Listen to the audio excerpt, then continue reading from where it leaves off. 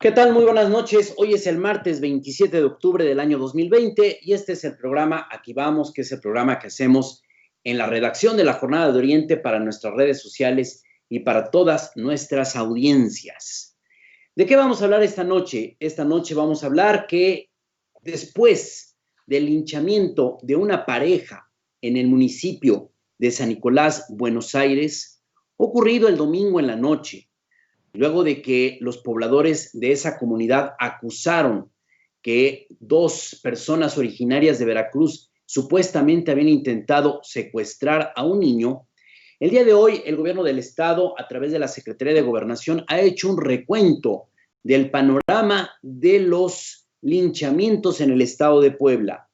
De acuerdo a las cifras oficiales, vea usted, en lo que va de 2020 han ocurrido 129 acciones de linchamiento, de intento de linchamiento.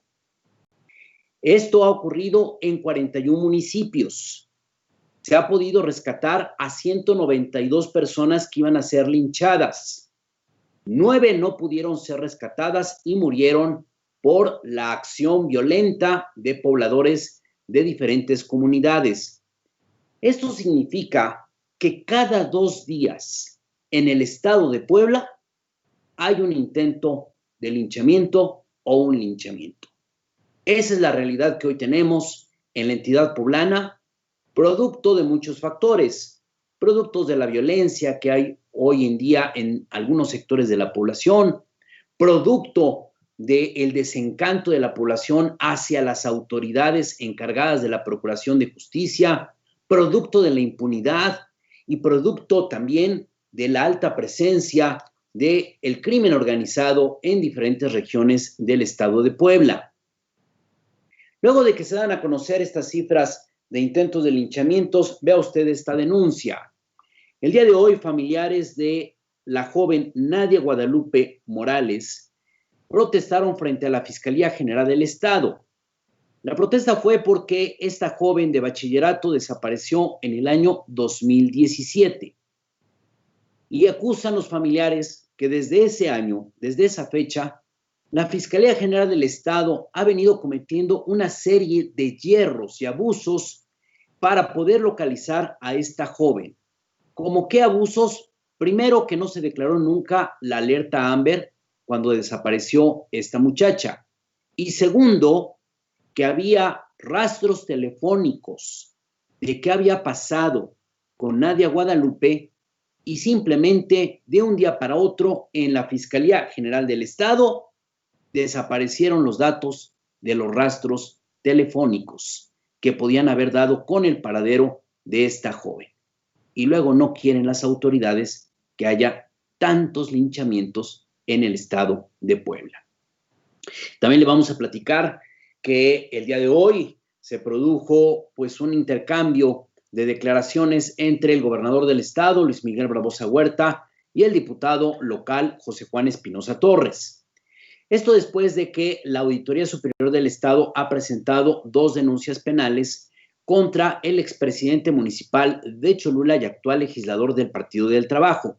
Lo acusa de haber malversado más de 80 millones de pesos cuando fue edil. El día de hoy, José Juan Espinoza Torres se presentó ante la Fiscalía General del Estado y presentó una denuncia penal contra la Auditoría Superior del Estado, diciendo que este órgano ha generado una persecución política en su contra. El gobernador Luis Miguel Barbosa Huerta le respondió: en mi gobierno no hay persecución política, pero tampoco hay perdón a la impunidad. La acusación contra el diputado José Juan Espinoza Torres, dijo el gobernador, es resultado de un trabajo técnico por parte de la Auditoría Superior del Estado, donde no interviene el Poder Ejecutivo y lo tendrá que resolver los jueces. También le vamos a platicar que el día de hoy compareció ante el Cabildo de Puebla el secretario de Gobernación Municipal, René Sánchez Galindo, quien destacó que en este año se ha logrado reducir en 6 tantos el comercio informal en el centro histórico de la capital, y esto sin haber utilizado la fuerza pública. Y al mismo tiempo destacó que se pudo presentar una serie de denuncias penales contra líderes de organizaciones de ambulantes que han agredido a la autoridad municipal. En el ámbito nacional, el día de hoy se ha tensado más la relación entre el gobierno del presidente Andrés Manuel López Obrador y un grupo de 10 gobernadores de la llamada Alianza Federalista. Gobernadores que son encabezados por el panista Javier Corral, por el mandatario de Jalisco, Enrique Alfaro, y el mandatario de Nuevo León, Jaime Rodríguez el Bronco. Estos 10 gobernadores, desde el día de ayer, han hecho diferentes pronunciamientos protestando por el recorte presupuestal que han sufrido sus gobiernos estatales. Acusan que hay un centralismo por parte del presidente Andrés Manuel López Obrador y que castiga a los gobiernos de oposición. Señalan que no están recibiendo de manera corresponsable recursos federales de acuerdo al ingreso que ellos aportan al Producto Interno Bruto. El día de hoy el presidente de la República, Andrés Manuel López Obrador, le respondió. Les dijo que su actitud es un chantaje. Y es un chantaje porque estamos ya en época electoral. Pareciera que es una posición ya con propósitos electorales. El presidente le dijo que no los puede recibir en estos momentos porque se interpretaría como un acto de proselitismo político. Señaló que en muchos de los problemas no es solamente en estos 10 estados, sino en todo el país por la crisis económica que se generó por el COVID-19. Y por último, el mandatario federal les dijo que es ilegal ese posicionamiento porque ellos tendrían que preguntar primero a sus gobernados si estarían dispuestos a que se rompa el pacto federal. En respuesta a las palabras del presidente de la República, 5 mandatarios de esta alianza federalista, el día de hoy han convocado a consultas entre la población de sus respectivos estados para preguntarles si están de acuerdo o no con el trato que les da el gobierno federal. Los gobernadores que anunciaron que van a hacer consultas son el de Aguascalientes, Jalisco, Nuevo León, Coahuila y Michoacán. Más tarde, un grupo de 6 gobernadores de Morena, entre ellos la jefa de gobierno de la Ciudad de México, Claudia Sheinbaum, y el gobernador del estado de Puebla, Luis Miguel Barbosa Huerta, así como Cuauhtémoc Blanco de Morelos y otros más, les contestaron a los gobernadores de la Alianza Federalista, les pidieron que se serenen y al mismo tiempo señalaron que no son válidos sus reclamos, ya que el gobierno federal ha intentado ser equitativo con todos los estados del país y si hay una reducción presupuestal es consecuencia de la crisis del COVID-19. En particular, el gobernador de Puebla, Luis Miguel Barbosa Huerta, el día de hoy dijo que es ilegal esta posición de los 10 gobernadores de la Alianza Federalista porque romper con el pacto federal sería lo mismo como desconocer la Constitución General de la República. Una situación que se está tensando y que seguramente así continuará el resto del año, porque hay que decirlo, pues mucho de esta actitud de estos gobernadores tiene que ver con propósitos de orden electoral. También le vamos a platicar una petición sorprendente que ha hecho el Comité Ejecutivo Nacional del PRI. El día de hoy, el CEN del PRI y legisladores de este partido han exigido en el Congreso de la Unión de que se destinen recursos públicos para pagar la defensa del general Salvador Cienfuegos Cepeda, quien está detenido en Estados Unidos, acusado de dar protección al cártel de los hermanos Beltrán Leiva. De acuerdo al PRI, hay que destinar recursos públicos para aquellos militares que han estado al servicio de la patria y que hay que oponerse a la acción de agencias internacionales como la DEA y por eso hay que salir en defensa de Salvador Cienfuegos. Es decir, el PRI está saliendo en defensa de un militar que ha sido acusado ampliamente en Estados Unidos de haber colaborado en la protección de cárteles del narcotráfico. También le vamos a platicar que hoy finalmente ha renunciado a la Secretaría de Seguridad Pública del Gobierno Federal, Alfonso Durazo. Se termina la era de Alfonso Durazo al frente de la estrategia de seguridad pública en el país. Renuncia para irse de candidato de Morena al gobierno de Sonora. Y antes de irse, Durazo señala el principal aporte que se ha tenido en materia de seguridad pública en lo que va del gobierno del presidente Andrés Manuel López Obrador es que se acabó con el dominio del narcotráfico en todas las zonas del país. Señaló que en esos momentos no hay ninguna organización criminal que ponga en riesgo la estabilidad del Estado mexicano. Se terminó la protección oficial que había a los grupos criminales.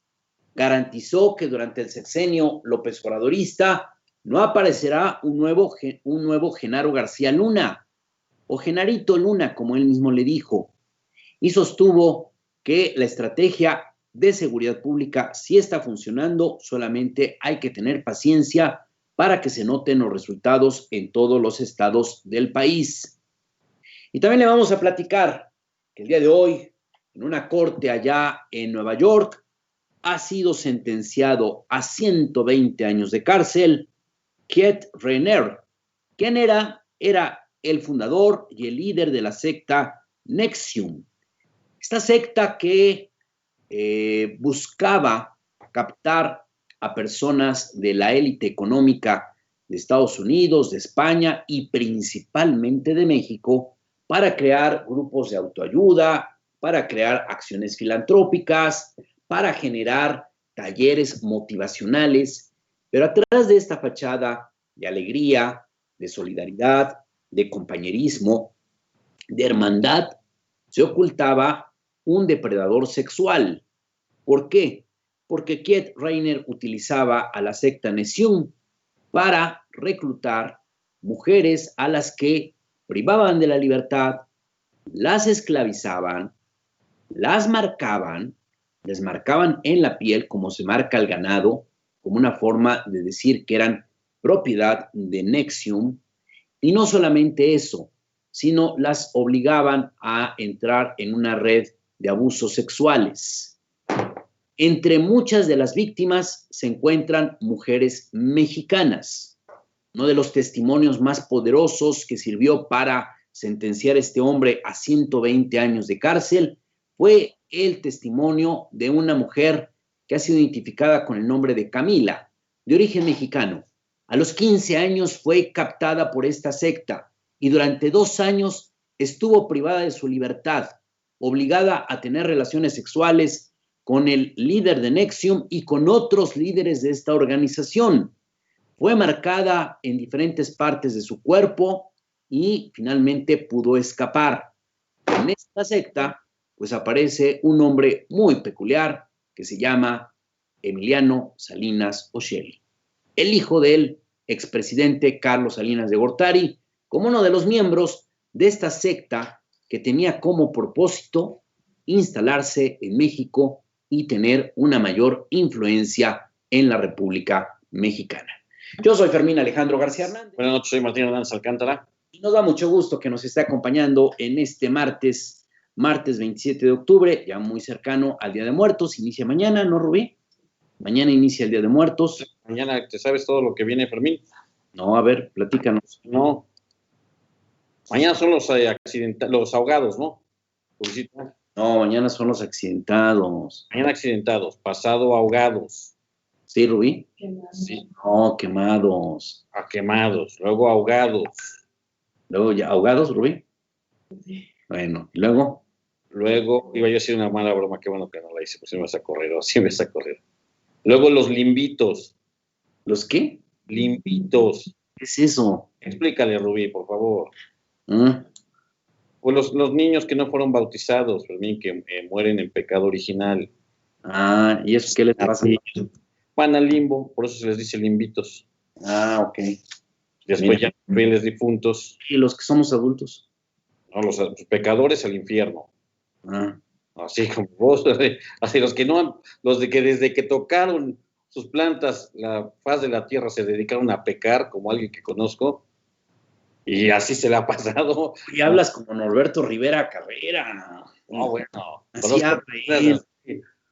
Unas crueles, sin corazón y que solamente se dedican a los placeres mundanos, a la concupiscencia y se entregan a la lujuria, a los 7 pecados capitales, la ira, la lujuria, la avaricia, la gula. ¿Cuál es el otro?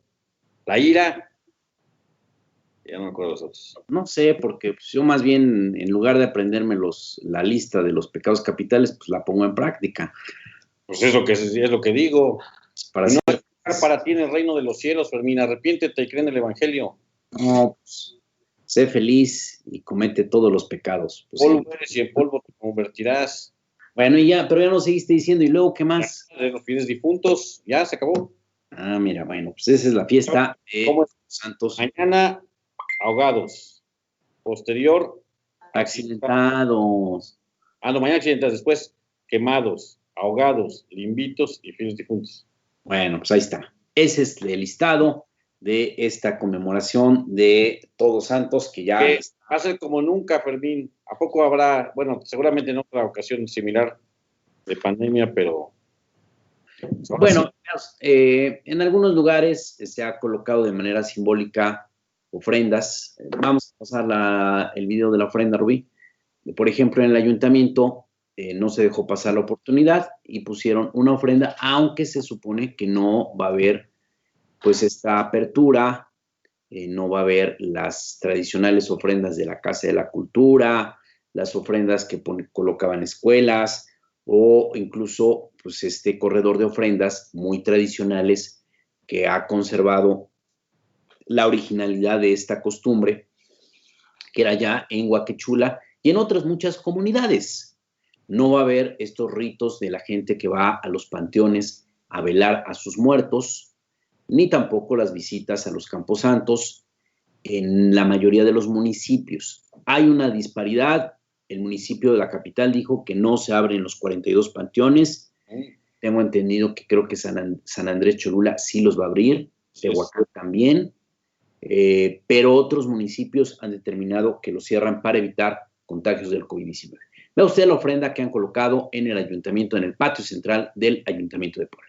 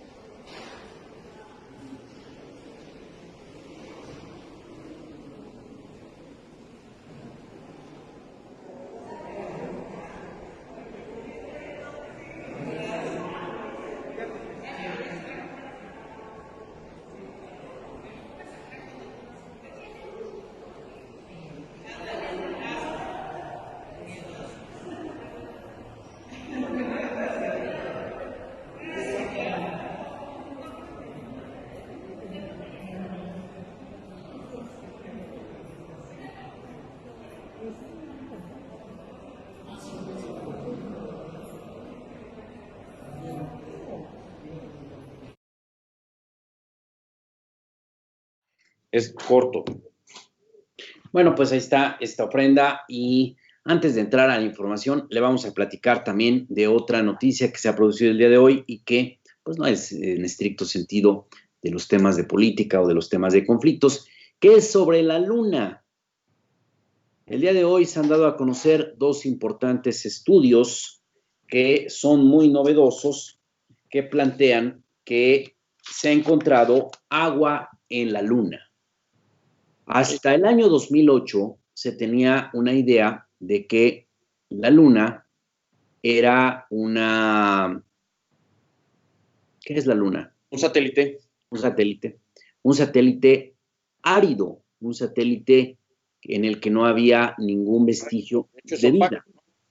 Sin embargo, en 2008, algunas sondas espaciales exploradoras han podido descubrir que existe algo que se llaman una multitud de microcráteres o también se les llama trampas de Furia. Estos lugares son espacios que están en el subsuelo de la Luna y se ha encontrado que hay agua molecular o agua congelada. Y el día de ayer se han publicado dos importantes estudios que advierten que algo muy similar podría haber pasado en la Tierra.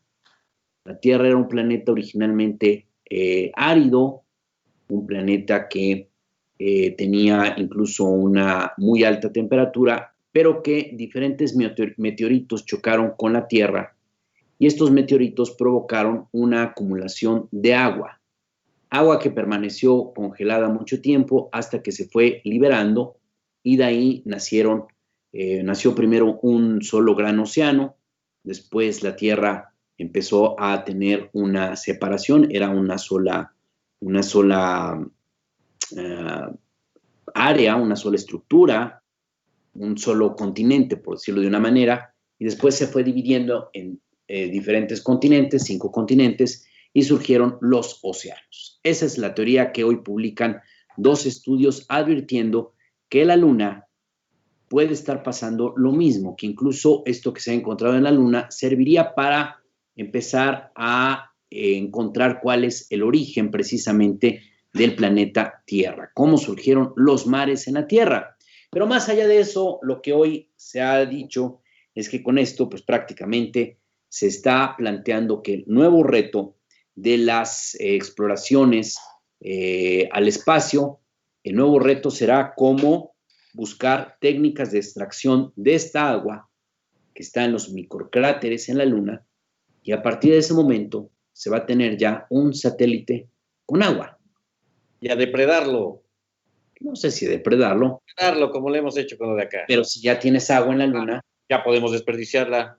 No, ya podemos usarla para el fracking. Ser habitada la Luna. Pues hacer todo lo que sabemos hacer como especie. Ya no vamos a estar con esta idea de que la Luna es de queso. Oye, ¿a quién le pertenece la Luna, por cierto? ¿Es de toda la humanidad? No tiene propiedad. Bueno, pues ya seguramente alguien la va a poner bajo su patente. Bueno, a ver, los primeros en llegar fueron los estadounidenses. Ahora, hay gente que dice que eso no es cierto. Bueno, luego llegaron los rusos. Los rusos. Luego ya han llegado, ya han ido otros, ¿no? No, ¿verdad? No, creo que ya llegaron. ¿No? Han orbitado. Van a llegar unos chinos. ¿Y los mexicanos cuándo estaremos por allá? Pues estuvo ahí Rodolfo Neri Vela. Rodolfo Neri Vela, que le fue a dar 2 vueltas a la Luna. Perdón, Bonani nos está... Dice que va a ser de George Soros la Luna.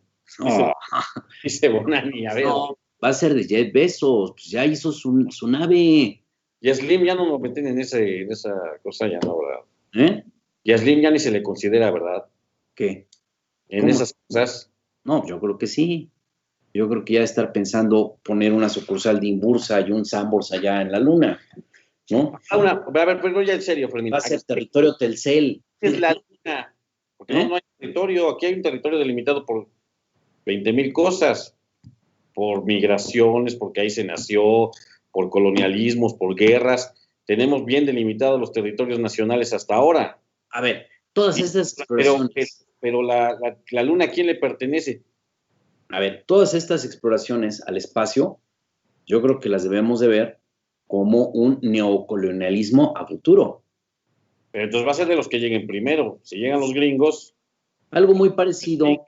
A ver, en 1900, si no estoy mal, en 1979, hubo una guerra que pocos entendían por unas pequeñas islas, muy pequeñas, islas casi inhabitadas, que tenían unos cuantos pobladores y muchísimos ovejas, que son las llamadas Islas Malvinas. ¿Cómo no? Reino Unido, Argentina.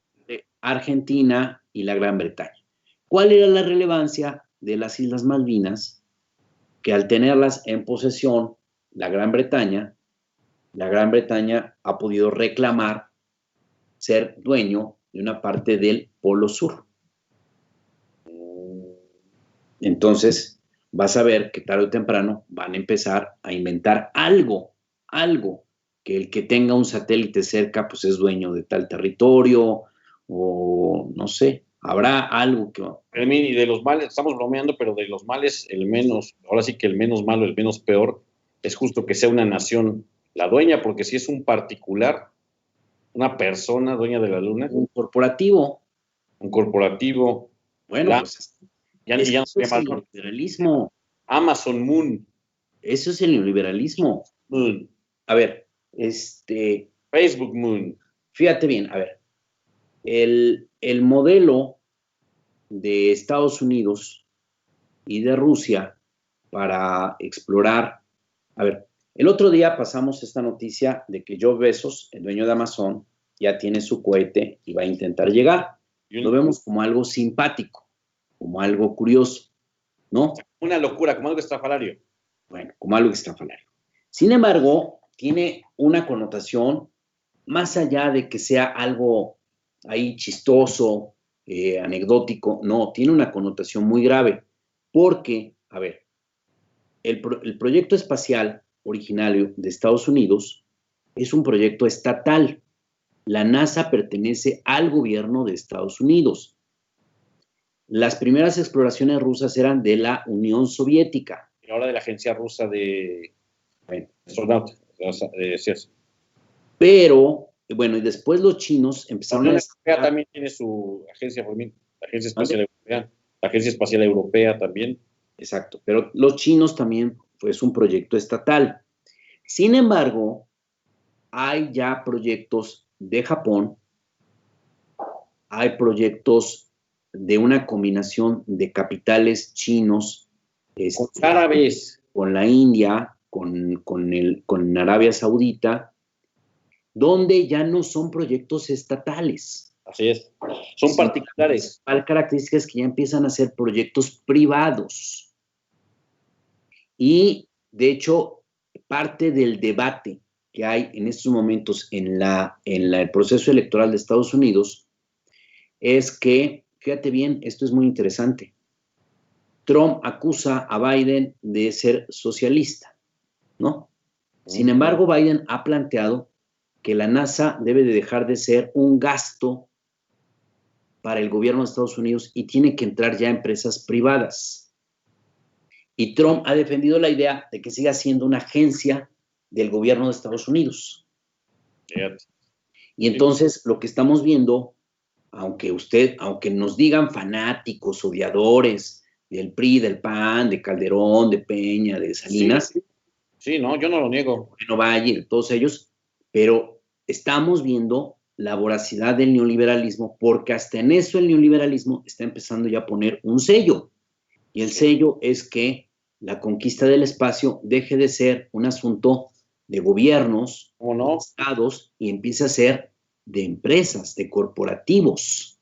Sí, así es el capital voraz. Y entonces exista, aunque nos parezca remoto, ridículo, risible, podríamos estar viendo el inicio de un proceso de privatización de la luna, del espacio.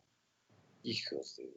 Para que nos demos una idea. No conocen límites. Oye, como los gobiernos derechistas que en Europa impusieron impuestos, valga la redundancia, por la energía solar, Fermín. Sí, a ver, calentadores solares. A las mineras canadienses, a las mineras chinas, a las mineras italianas, a las mineras japonesas, depredar el medio ambiente para obtener X cantidad de algún mineral. Se destruyen, no sé si estoy bien o mal, pero creo que era así como 2 hectáreas de tierra, se depredan para obtener 1 kilo de oro, ¿no? Entonces, si existe esa depredación, pues no hay que dudar que ya habrá estos planes, pues también de ir a depredar el espacio para obtener minerales, para obtener recursos naturales. Imagínate si alguien logra extraer el agua de la luna y traerla a la Tierra y la comercializa. No, la verdad, es como esa que te gusta a ti del monte de Fiji y todo eso que compras, esa muy cara.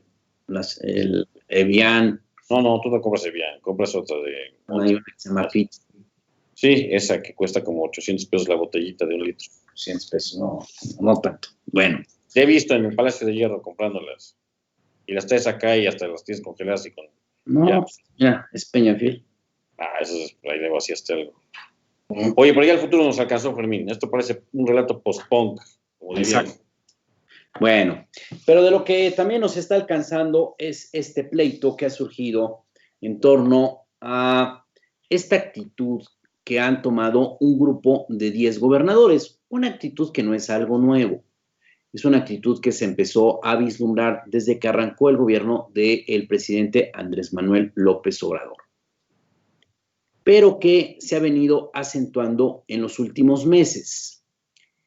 Para entenderlo de una manera muy sencilla y esquemática, antes de entrar a narrar todo lo que ha pasado en estos 2 últimos días, hay que decirlo. Una lectura muy particular que tenemos es que esta formación de esta llamada Alianza Federalista, donde están representados 10 gobiernos estatales, tiene más bien un propósito de orden electoral. Cosa curiosa, ¿por qué no se manifestaron en meses anteriores? ¿Por qué hasta este momento? La respuesta una es porque se está diseñando el presupuesto federal para el próximo año. Pero la segunda es porque, pues, en la medida en que nos vamos acercando a fin de año, pues estamos entrando ya de lleno al proceso electoral de 2021. Y todos estos actores necesitan urgentemente hacer ruido, generar conflictos, generar una polarización para que sus partidos políticos, sus candidatos puedan realmente tener un buen desempeño, no entren en esta debacle que hay del sistema tradicional de partidos el próximo año. Eso es lo que hay en el fondo. Por eso estamos viendo este comportamiento de estos 10 gobernadores. Bueno, vamos a platicarle lo que ha pasado en los 2 últimos días. Hay un grupo de 10 gobernadores, principalmente mandatarios panistas, algunos priistas, y encontramos a un personaje muy singular que es Enrique Alfaro de Movimiento Ciudadano. Estos 10 gobernadores, entre ellos están el gobernador Cabeza de Vaca de Tamaulipas, Pancho Domínguez de Querétaro, está el gobernador de Aguascalientes, Martín Orozco, que es también panista, Javier Corral, que es del PAN, está también el gobernador de Nuevo León, que es independiente, Jaime Rodríguez el Bronco, está el gobernador de Jalisco de Movimiento Ciudadano, Enrique Alfaro, está el gobernador de Michoacán, Silvano Aureoles, está el gobernador de Guanajuato, que también es del PAN, está el gobernador de Colima, que es del PAN. Me falta por ahí uno, ahorita le digo quién es el 10º. Bueno, pero básicamente son gobernadores del PAN que están muy preocupados porque la caída de los índices de votación del PAN está en una situación muy crítica. Muchos hemos creído que en el proceso electoral del próximo año habrá una contienda muy dividida entre Morena y el PAN. Sin embargo, la última elección de Hidalgo y de Coahuila nos mostró un PAN totalmente destrozado. Un PAN que en Coahuila apenas tuvo el 10% de la votación y en Hidalgo un PAN que quedó en el 4º lugar de la contienda. Y entonces pareciera que ahí es donde está la clave del comportamiento de estos gobernadores panistas, donde está el comportamiento de Jaime Rodríguez el Bronco, porque él no tiene candidatos, no tiene partidos allá en Nuevo León, y sí tiene muchos pendientes con el manejo de los recursos públicos.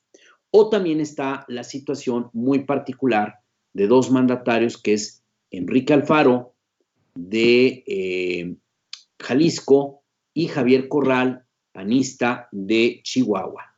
Ellos 2 aspiran a ser candidatos presidenciales en el año 2024. Y tal parece que ellos, por esa razón, están buscando desde estos momentos ocupar un espacio que no tiene nadie, que es el ser el líder de la oposición al gobierno de Andrés Manuel López Obrador. En el sexenio de Felipe Calderón, el líder de la oposición, pues fue López Obrador. En el sexenio de Vicente Fox, el líder de la oposición fue entre Cuauhtémoc Cárdenas y Roberto Madrazo, del PRI. Después, con Felipe Calderón Hinojosa siendo presidente, el líder de la oposición fue Andrés Manuel López Obrador. En algún momento se llegó ahí un poco a percibir a Manlio Fabio Beltrones, aunque después acabó siendo una especie de aliado de Calderón. Después, en el siguiente sexenio, en el sexenio de Enrique Peña Nieto, el líder opositor fue Andrés Manuel López Obrador, todo el sexenio, y a la mitad del sexenio surgió un nuevo líder opositor que fue Ricardo Anaya Cortés, después de que fue muy colaborador con el gobierno de Enrique Peña Nieto. Pero ahora una característica que hay en el gobierno de Andrés Manuel López Obrador es que no hay una sola figura, no hay un solo líder de oposición en ningún partido, en ningún partido. Y entonces ese vacío lo están queriendo ocupar Enrique Alfaro de Jalisco y Javier Corral en Chihuahua. Tan es así que yo le puedo decir que, por ejemplo, aquí en Puebla, el partido Movimiento Ciudadano ha estado intentando reclutar a militantes de diferentes fuerzas políticas, siempre con el gancho de decirles, es que si te sumas a Movimiento Ciudadano desde ahora, te vas a poder subir al proyecto de Enrique Alfaro de ser el candidato presidencial que derrote a la 4T en 2024. Cada uno con la idea de que no solamente quieren convertirse en los líderes de la oposición, sino formar un frente amplio de las oposiciones a los gobiernos surgidos del movimiento López Obradorista. Eso es lo que hay en el fondo. Y lo que están utilizando de pretexto estos 10 gobernadores es el tema del presupuesto. ¿Por qué?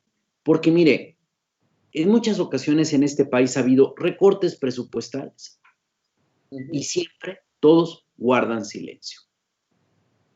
Recortes presupuestales por la crisis del 94, recortes presupuestales por la caída de los precios internacionales del petróleo, recortes presupuestales por la crisis bancaria que tuvimos que pagar todos los mexicanos al FOBAPROA, recortes presupuestales por los fenómenos que ha habido de algunas guerras en Asia, cuando Estados Unidos ha hecho las invasiones en el Golfo Pérsico.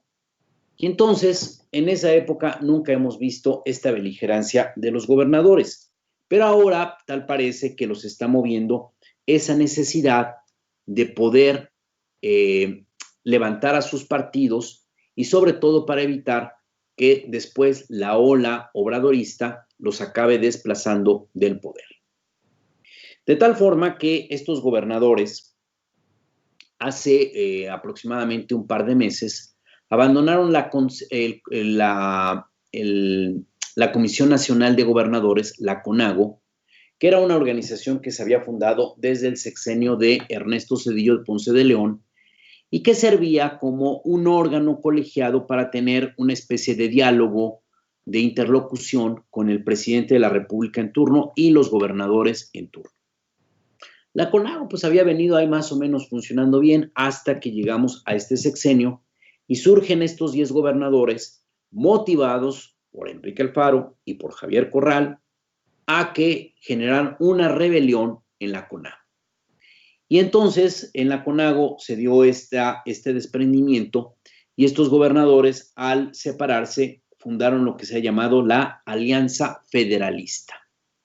Son 10 mandatarios. Estos 10 mandatarios ayer, cada gobernador en su respectivo estado, hicieron un llamado al presidente Andrés Manuel López Obrador para que fueran recibidos el día de hoy en Palacio Nacional y para exigirle que no haya recortes al gasto público. Esa fue su proclama. Hoy por la mañana, el presidente Andrés Manuel López Obrador les respondió y les dijo que no puede haber esa reunión, en primer lugar, porque en esos momentos está ya caminando un proceso electoral y se va a dar una connotación de orden electoral a esa reunión. Segundo, les dijo que pues, no ve el motivo de esa reunión porque ellos han planteado la posibilidad de romper el llamado Pacto Federal. ¿Qué es el Pacto Federal? O esta relación que existe de que todos los estados de este país están sujetos a el Estado mexicano. Y el Estado mexicano pues, se compone por un territorio, una población y una forma de gobierno. Entonces, cada estado es parte de este pacto federal que implica el que los gobiernos estatales aportan al Producto Interno Bruto y el gobierno federal les regresa parte de esos recursos por la vía de presupuestos. Eso es el pacto federal a grandes rasgos. Estos gobernadores han dicho que si no se frenan estos recortes presupuestales, lo que se va a acabar provocando es una ruptura del pacto federal, que es un poco absurdo, porque déjame decirle, a ver, pacto federal sería algo así como decir, Puebla ya no va a tener relación con el gobierno central. Entonces, pues eso significaría que, por ejemplo, pues en Puebla no entrara el ejército, no entrara la marina, no entraran las instituciones federales, no tuviera aquí ninguna injerencia los tribunales federales, la Suprema Corte de Justicia de la Nación, la Comisión Nacional de Derechos Humanos, y que muy probablemente, por ejemplo, tuviera que haber una frontera y que tuviera que haber algún pasaporte para pasar de un lado a otro, pues significaría algo así como proclamarnos una república independiente, separatista. Pues eso es lo que implicaría romper con el pacto federal que tanto pregonan estos 10 gobernadores. Incluso hoy algunos analistas les dijeron, a lo mejor lo que sería es romper con el pacto fiscal, pero no con el pacto federal. Pero bueno, ellos han dicho eso y el presidente de la República pues hoy les dice, a ver, en primer lugar es ilegal que estén hablando de romper con el pacto federal porque ser gobernador de un estado no significa tener la facultad de generar un proceso de descomposición del Estado mexicano. Y entonces el presidente les dice, primero pregúntenle a sus gobernados si quieren romper con el pacto federal. Vea usted las palabras que les dijo hoy por la mañana el presidente Andrés Manuel López Obrador. Están en su derecho, nada más que no hay ninguna posibilidad de que se rompa el pacto federal. Primero porque si tienen vocación democrática, tendrían que preguntarle a los ciudadanos de los estados que gobiernan. Les recomendaría que apliquen el mandar obedeciendo.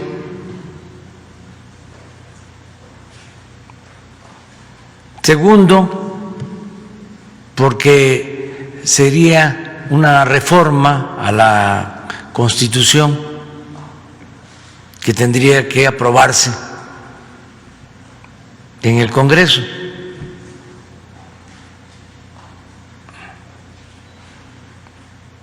Con todo un proceso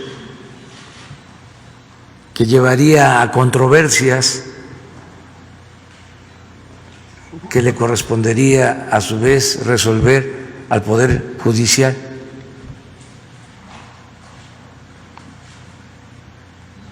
¿Qué es lo que está sucediendo? Pues estamos en temporada de elecciones y entonces se están agrupando en contra nuestra, pensando que así van a tener votos.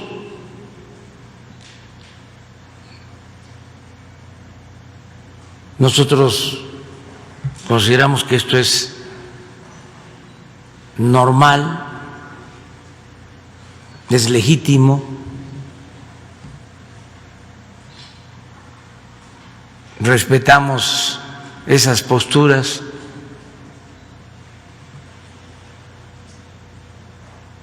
Y como le tenemos respeto y confianza al pueblo,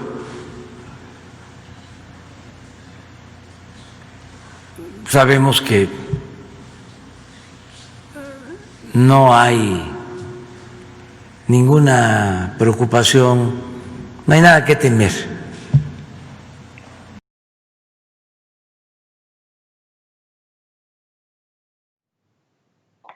Esto lo dijo hoy en la mañana el presidente López Obrador, respondiéndoles: no me puedo reunir con ustedes porque ustedes lo que quieren en estos momentos es propaganda electoral.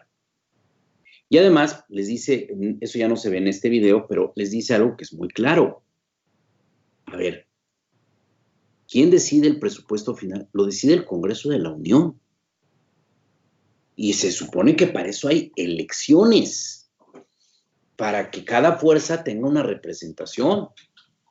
Entonces, pues si finalmente el PAN, Movimiento Ciudadano, el PRI, no tienen los diputados para decidir un presupuesto como ellos quieren, pues es la culpa lo tienen ellos, porque no supieron ganar los espacios en el Congreso de la Unión. ¿No? Bueno, después de que el presidente les da esta contestación, salieron 5 de estos 10 gobernadores de la Alianza Federalista. Salieron Martín Orozco de Aguascalientes, Enrique Alfaro de Jalisco, Jaime Rodríguez el Bronco de Nuevo León, Javier Corral de Chihuahua y Silvano Aureoles de Michoacán, que él es del PRD, de lo que queda del PRD, y anunciaron que cada uno de ellos va a hacer una consulta en sus estados, tomándole la palabra al presidente de la República, para que la ciudadanía de sus respectivos estados opine si se debe o no romper con el pacto federal. Repito, parece que esos gobernadores no saben lo que están diciendo. Digo, cualquier estado de este país, por muy productivo que sea, por mucha industria que tenga, no resistiría vivir separado del resto de la República Mexicana. Ellos lo saben, Fermín.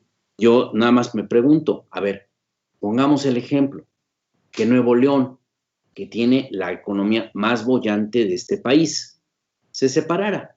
Órale, ya, oye, tú haces la República de Nuevo León. Está muy bien. ¿Y a quién le van a vender las mercancías?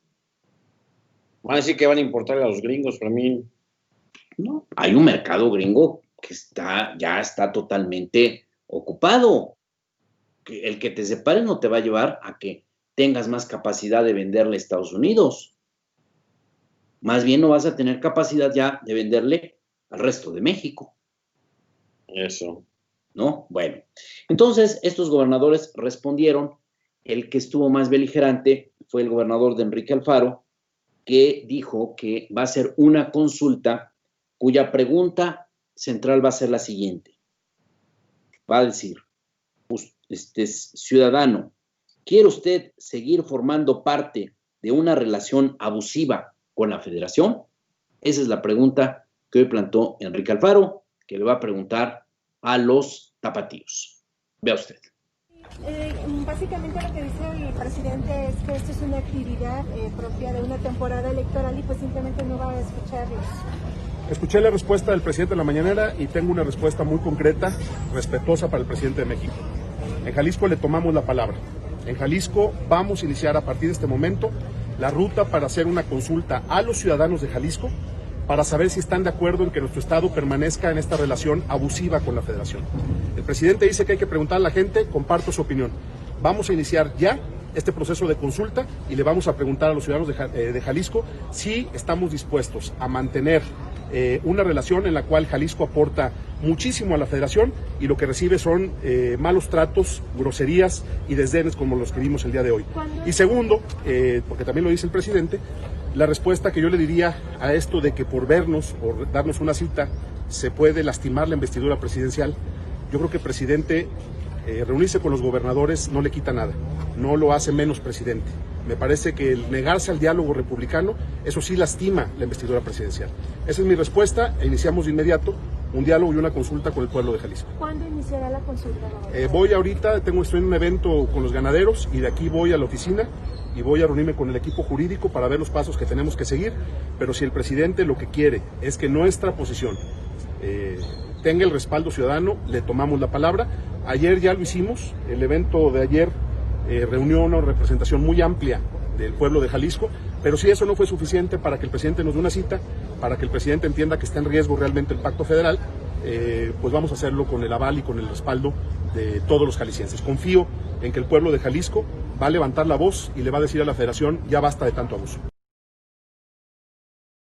Pero si eso no fue suficiente para que el presidente... Es lo que anuncia Enrique Alfaro. Nada más habría que decir, ojalá que, a ver, no es malo que consulten, qué bueno. Ya van aprendiendo a preguntarle a la gente, ¿no? Exactamente. Ahora, lo interesante sería, o lo válido sería, no que hagan ellos su propia autoconsulta, porque ya sabe usted quién va a sacar el 99.8%, que van a decir el 98.9% del 99% del padrón electoral de Jalisco, dicen no a López Obrador. Entonces ya lo sabemos que ese va a ser el resultado. No, lo interesante es que le pidan al Instituto Nacional Electoral, bueno, primero a la Cámara, al Congreso de la Unión, que le pida al Instituto Nacional Electoral que hagan una consulta, así como se va a hacer la consulta contra los expresidentes. Y no nada más que les pregunten a los de estos estados, que nos pregunten a todos. Y que permitan que cada bando pues, exponga sus motivos. Entonces tendremos, creo que, una consulta válida. Bueno, después de que estos gobernadores anuncian esta consulta, vino una respuesta de un grupo de gobernadores de la 4T, gobernadores encabezados por la jefa de gobierno de la Ciudad de México, Claudia Sheinbaum, el gobernador de Baja California, Jaime Bonilla, el gobernador de Chiapas, Rutilio Escandón, el gobernador de Morelos, Cuauhtémoc Blanco, el gobernador de Puebla, Luis Miguel Barbosa Huerta, el gobernador de Tabasco, Augusto López Hernández, y el gobernador de Veracruz, Cuitláhuac García. Estos mandatarios lo primero que hicieron fue llamar a estos gobernadores de la Alianza Federalista a serenarse. Dijeron que nada abona. Pasiflorín para mí. Que se pongan una bolsa de agua fría en la cabeza. No, mejor que se ponga una cabeza en el cuello. Te lo ibas a decir bien. Y emitieron un pronunciamiento que dice lo siguiente.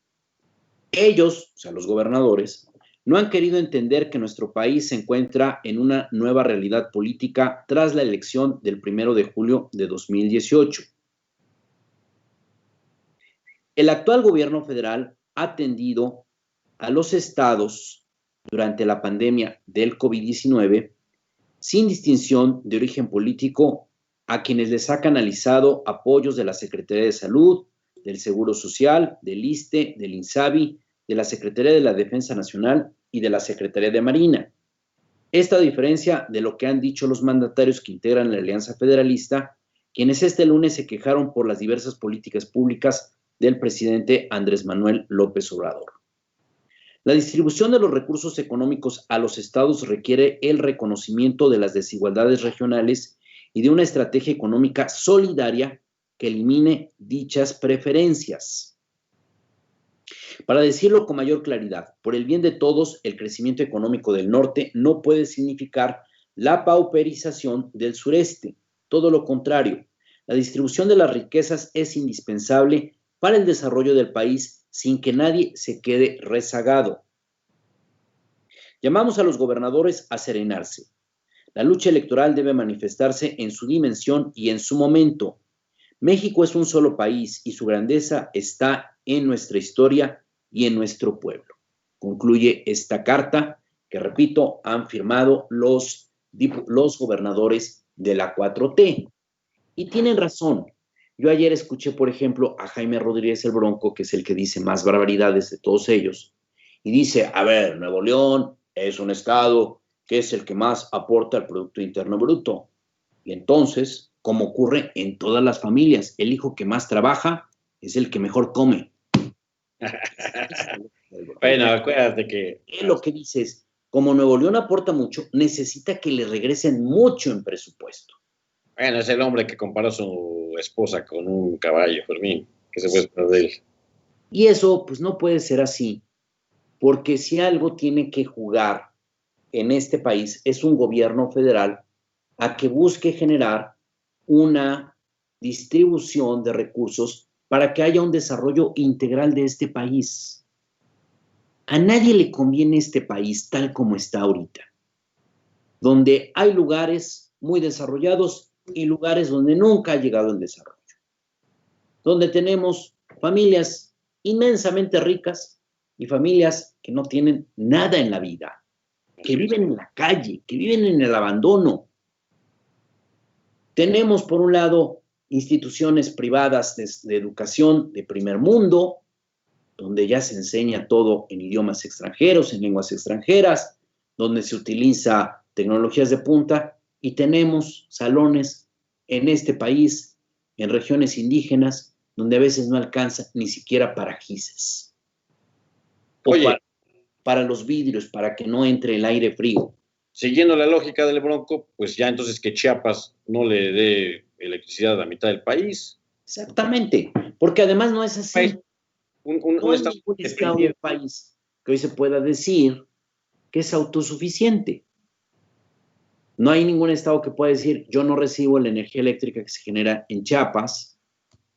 No, nadie que pueda decir, yo no voy a tener, por ejemplo, el maíz que se produce en Sinaloa, que se produce en Puebla, que se produce en estados Zacatecas, que producen mucho más. El que hablabas ayer, por ejemplo, Fermín. O nadie va a decir, yo no puedo, o no vamos a poder, yo puedo vivir sin el petróleo. No. Hay estados que no tienen petróleo. Exactamente. A ver, yo no veo, por ejemplo, que de repente Nuevo León diga, me independizo de México. Ajá. Y entonces ahora, ¿cómo vas a obtener petróleo a buen precio? Claro. Gasolina. ¿Sí? Entonces, es un absurdo.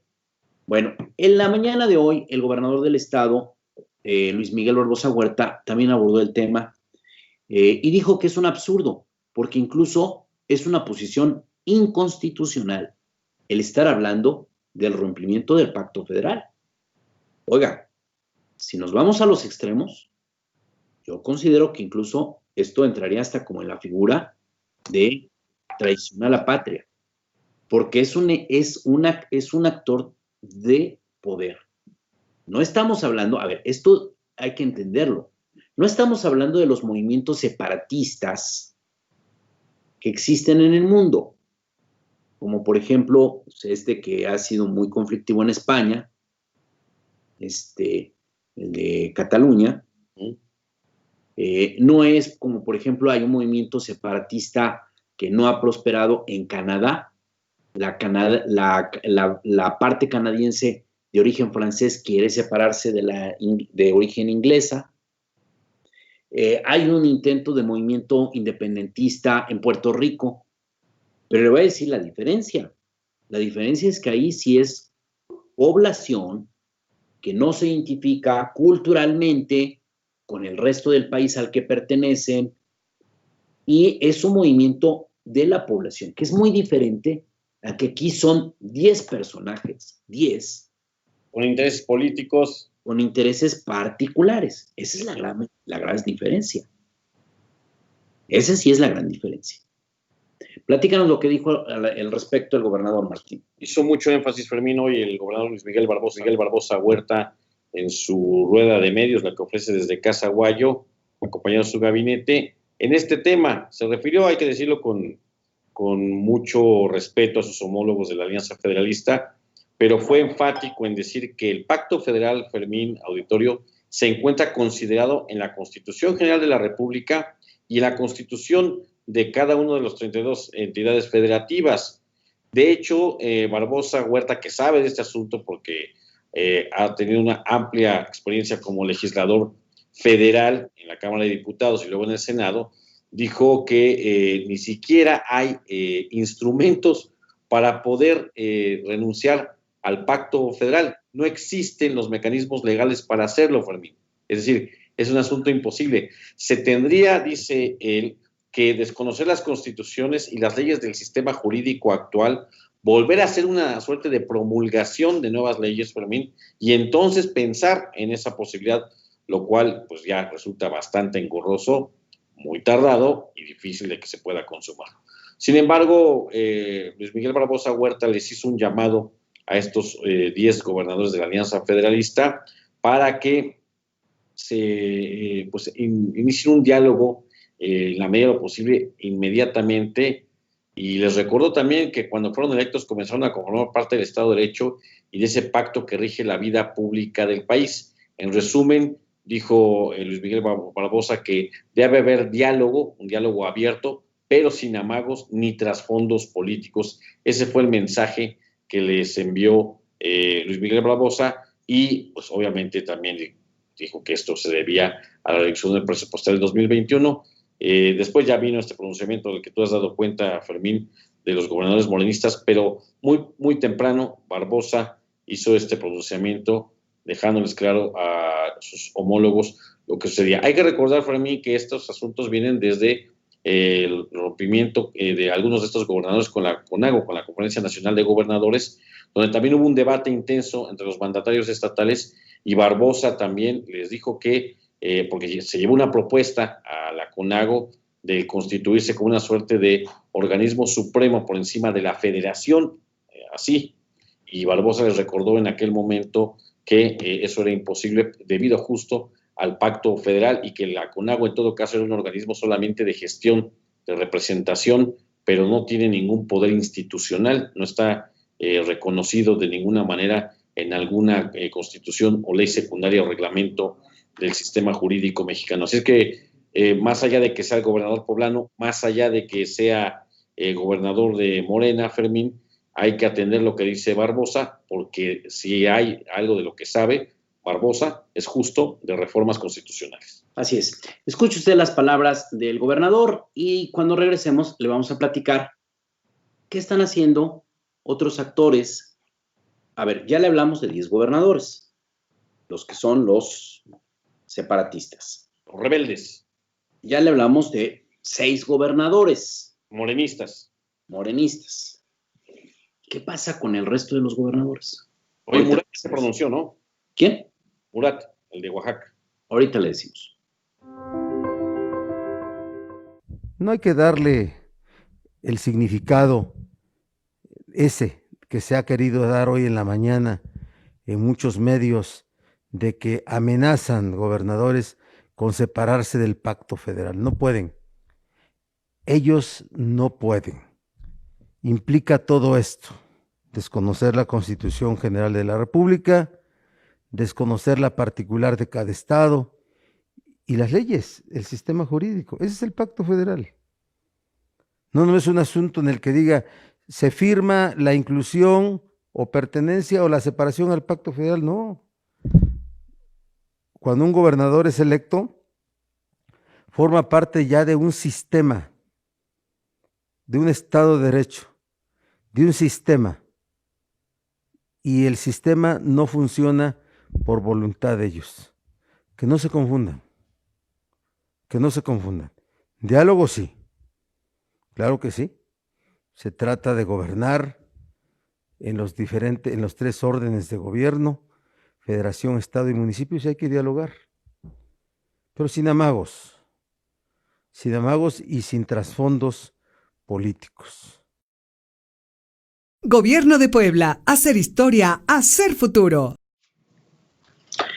Bueno, pues mire, frente a esta división que ha surgido ya entre los gobernadores, llama la atención y nos preguntamos, ¿y qué pasa con el resto de los gobernadores?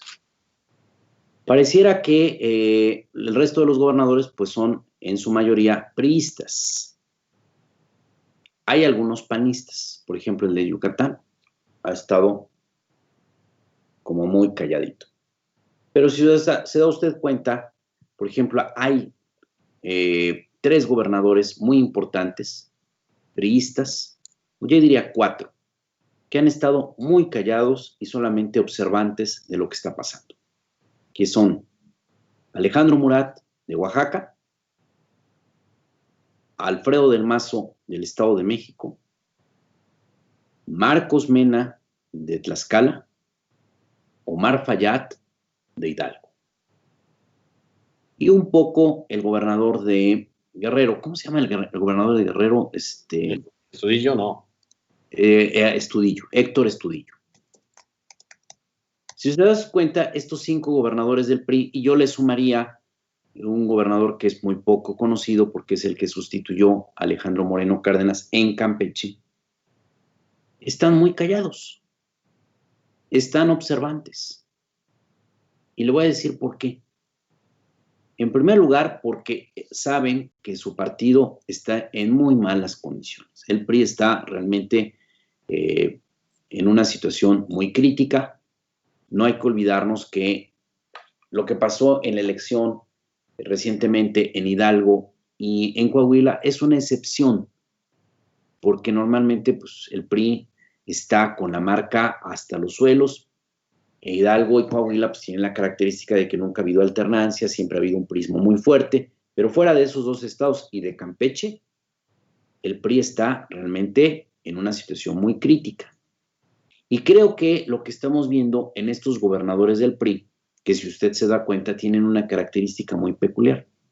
A excepción tal vez de Marco Mena, que tiene una formación académica muy superior a la de la mayoría de los gobernadores, el gobernador de Tlaxcala, es un hombre que viene de la academia, es algo muy poco común entre los mandatarios, pero si se da usted cuenta, estos gobernadores priistas tienen una peculiaridad, que son descendientes de familias de políticos y creo que tienen más oficio político.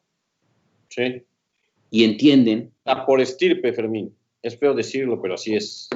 Y entienden que la vía no es pelearse con el gobierno federal, que no es ni el momento y que además lo que más les conviene a ellos pues es llevar una convivencia de equilibrios sana con el gobierno federal para la negociación de presupuestos, para la negociación de programas sociales. Y véanlos usted. Es más, de repente vemos al presidente Andrés Manuel López Obrador cuando ha ido a Oaxaca, cuando ha ido al Estado de México, a Tlaxcala, cuando ha ido a Tlaxcala, cuando ha ido a Hidalgo, no así en Guerrero. Ahí siempre le ha ido mal a Héctor Estudillo. Pero hasta pareciera que los gobernadores del PRI fueran de Morena. Capaz muy que amables. Pues algunos, No, los que te acabo de citar. Capaz que son más efectivos. Qué feo decirlo, ya mejor no. Pues sí. Tan es así que mire usted, hoy en lugar del PRI de hacer un pronunciamiento sobre este conflicto, vea usted lo que se pronunció Alito, mejor conocido por muchos como AMLito, que el día de hoy Alejandro Moreno Cárdenas, el presidente nacional del PRI, demandó que se destine una partida del presupuesto federal para que se pague la defensa del general Salvador Cienfuegos, porque es héroe de la nación, sirvió a México, y como no fue sentenciado en México, es inocente en Estados Unidos. Ya dijo Alito. Yo creo que después de este pronunciamiento de Alito que está usted viendo, yo creo que los fiscales de Estados Unidos han de haber temblado, han de haber sentido frío, y ya no han de saber cómo liberar a Salvador Cienfuegos. Yo creo que Donald Trump ha de haber cancelado su campaña electoral para ver cómo liberan al general Cienfuegos, si no es que les causó risa e hilaridad este tipo de manifestación del presidente nacional del PRI. Sí lo vieron. O sea, el PRI defendiendo a un general que está acusado, pues nada más de haberle dado protección al cártel de los Beltrán Leiva y al cártel de Sinaloa. Está extraviado. Alito, es Alito. Oye, Sí. pero Murat sí ya lo está publicando en nuestra casa editorial La Jornada en línea. Lo entrevistaron en la Ciudad de México, Fermín, al salir del Palacio Nacional, y ahí dijo Alejandro Murat, el gobernador de Oaxaca, que son tiempos de unidad y de usar la política para construir. Ya sabes cómo hablan los priistas, ¿no? Sí, son claro. tiempos de unidad y de usar la política para construir. Yo estoy convencido de que hoy son tiempos de unidad. Respeto, por supuesto, todas las expresiones políticas de compañeros gobernadores, pero nosotros estamos hoy poniendo como ejemplo a Oaxaca. En unidad y en coordinación esperamos resultados. ¿Qué quiere decir eso, Fermín? Pues que no se van a meter al pleito de los 10 separatistas. Si tienen que escoger un bando, van a escoger el bando del presidente de la República. Sí, tienen más oficios políticos. Luego, no en balde, Alejandro Murat es hijo de José Murat Casap, Así es. un viejo lobo del PRI. Alfredo del Mazo viene de una familia de priistas del grupo Tlacomulco. Su papá fue aspirante presidencial en la época de Miguel de la Madrid Hurtado. Su primo era Enrique Peña Nieto, que yo creo que fue el primo, la oveja negra de la familia, por no decir otro término. Oh. Yo creo que incluso hubiera sido Alfredo del Mazo mejor presidente que Enrique Peña Nieto. Creo que ya muchos llegamos a esa conclusión. Y entonces se les está viendo un poco más de oficio político y de entender pues que es medio absurdo esto de los 10 gobernadores federalistas que están ahí pues creando un conflicto artificial.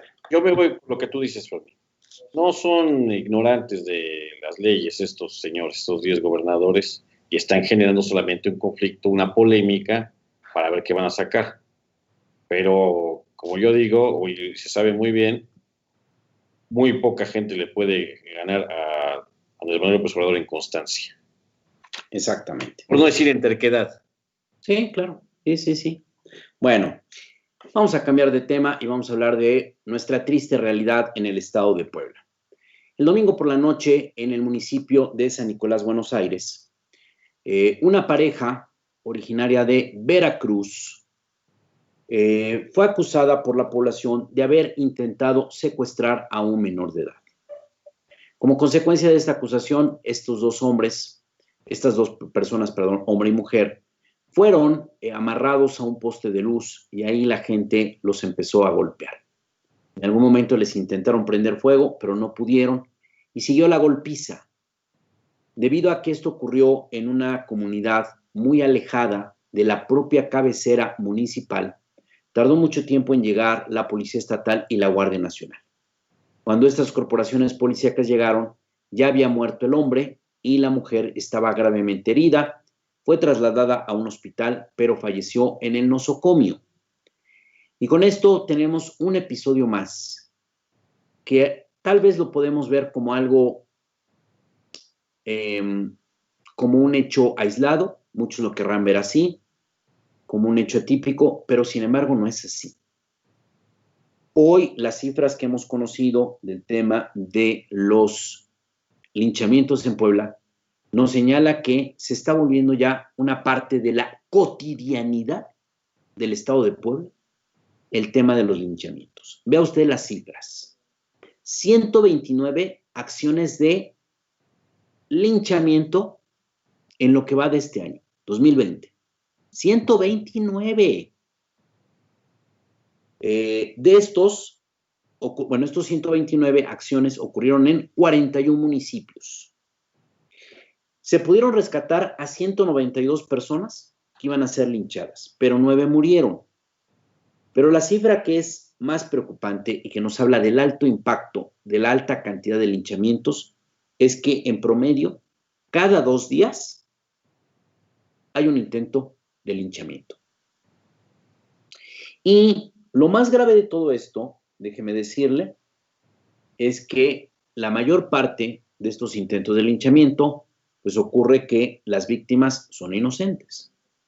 Y en otros son culpables, pero eso no es la vía de solución.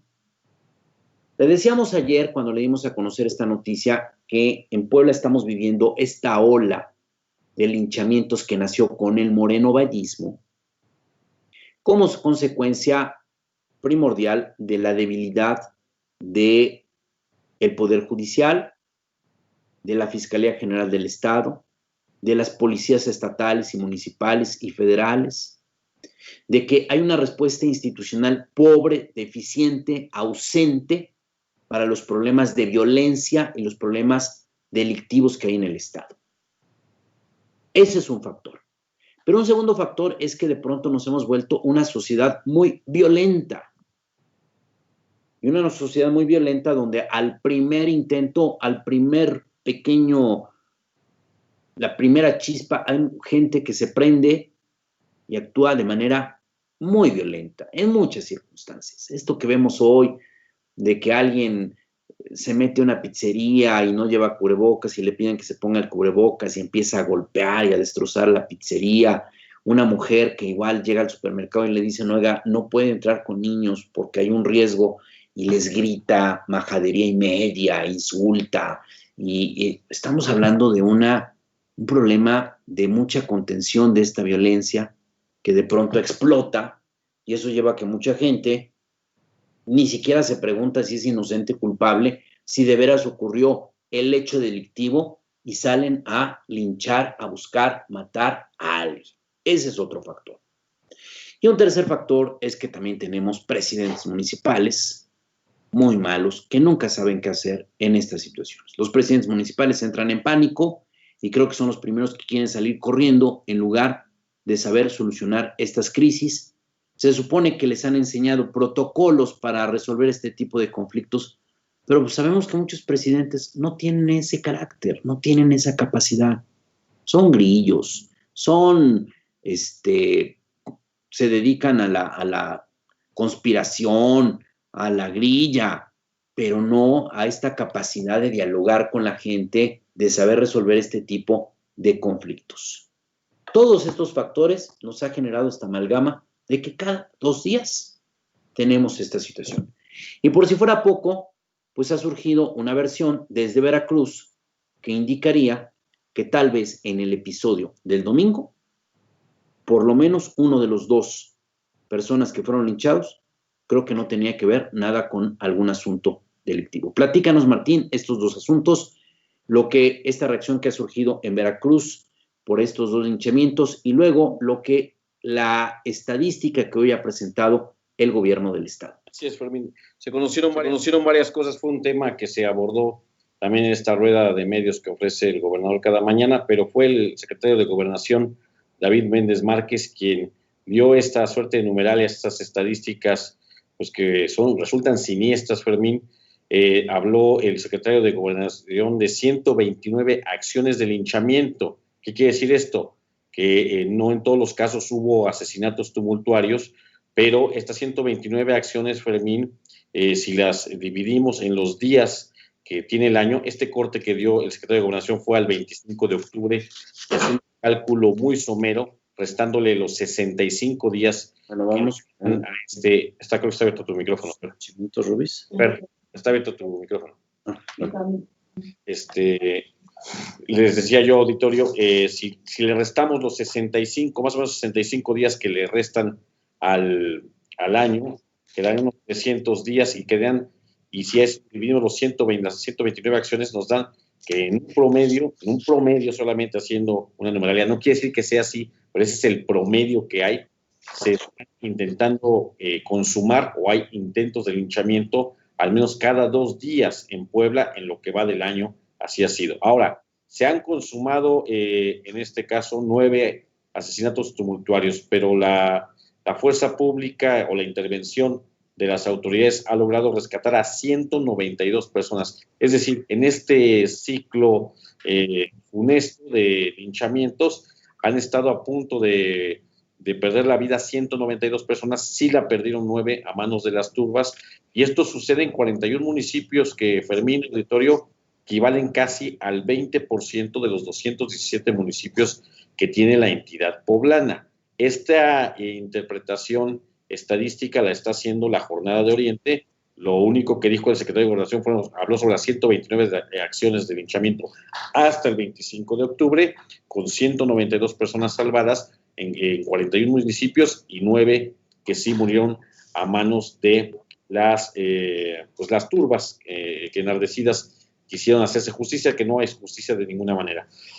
Perdón. El gobernador Luis Miguel Barbosa habló en concreto de lo que pasó en la comunidad de Emilio Portes Gil la noche del pasado domingo, en esta comunidad de San Nicolás, Buenos Aires, donde una abogada veracruzana y su acompañante, o aparente acompañante, porque no se sabe muy bien si estaban juntos o no, pues fueron asesinados por la gente enardecida, y dijo que la Fiscalía General del Estado ya tiene bien identificados no solamente las personas que participaron de este crimen, sino también a las personas que estuvieron asusando al resto de los pobladores para que cometieran este linchamiento. Dijo que no podía dar más detalles del asunto porque es una investigación que está realizando la dependencia, pero bueno, lo tienen claro, ya saben quiénes fueron.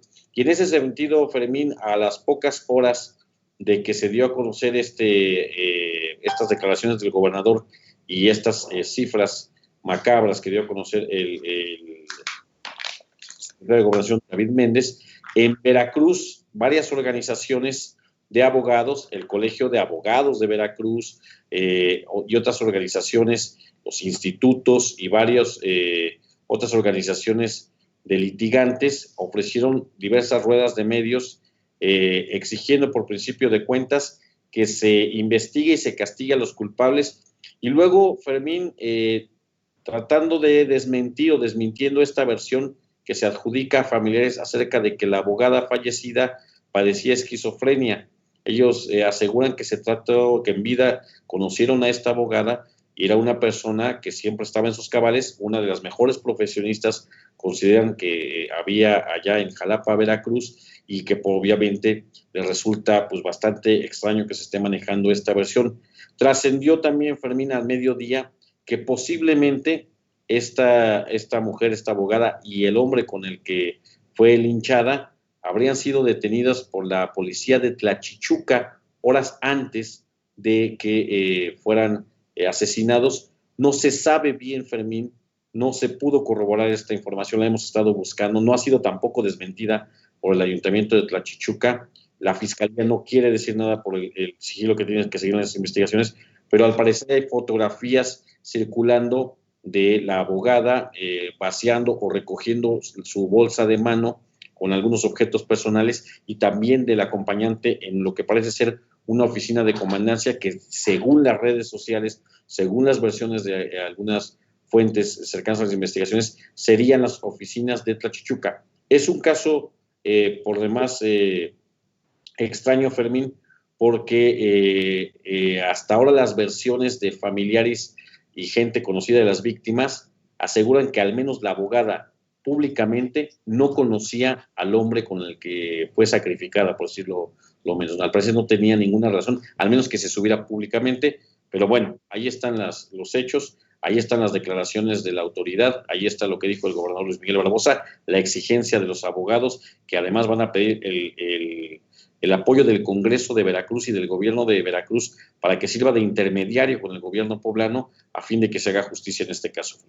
Así es. Veamos lo que dijo el recuento que hizo David Méndez, secretario de Gobernación, respecto a estas cifras de intentos de linchamiento o linchamientos perpetrados en lo que va de 2020.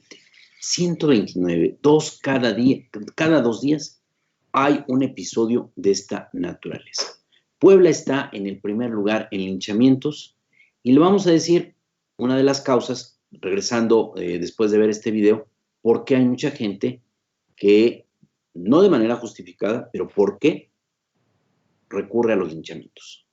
Y aprovecho para dar respuesta, ya tengo la información puntual de la pregunta anterior relacionada al corte de los eventos de justicia por propia mano, informar que al corte del 25 de octubre se tienen registrados durante este año 129 eventos ubicados en 41 municipios de la entidad, los cuales lamentablemente han cobrado la vida de 9 personas y se ha logrado el rescate de 192 personas también en estos eventos. Es cual.